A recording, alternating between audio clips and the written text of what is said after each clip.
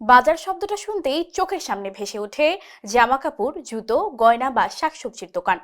কিন্তু এমন বাজার আছে যেখানে বিক্রি হয় বউ, টাকার বিনিময়ে সেখান থেকে পাত্রী পছন্দ করে নিয়ে যান পুরুষেরা। এমন একটি বাজার রয়েছে বুলগেরিয়াতে। চলুন সে বাজার থেকে আপনাদের একটু ঘুরিয়ে আনি।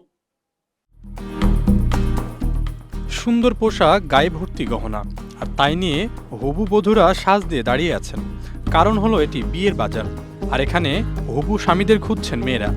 বুলগেরিয়া এই বউবাজারটি রয়েছে স্তারজাগো নামের এক স্থানে।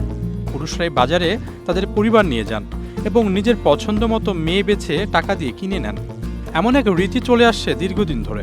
প্রতি শনিবার এই বাজার বসে যেন রমরমা কোনো একটি হাট, আর সেখানে চলে লেনদেন। মেয়ের পরিবারের লোকেরাও আসেন দরদাম করতে। এই জায়গাটিকে অনেকে জিপসি ব্রাইট মার্কেট নামেও চেনেন। এটি সেই সমাজের নিয়ম, এতে গর্ব করে অংশ নেন সকলে। এমনকি কনের সঙ্গে সঙ্গ দেন তার মা, এমনভাবে সঙ্গ দেন যেন তার গর্ব হচ্ছে যে মেয়ে এই বাজারের উপযুক্ত হয়ে উঠেছে।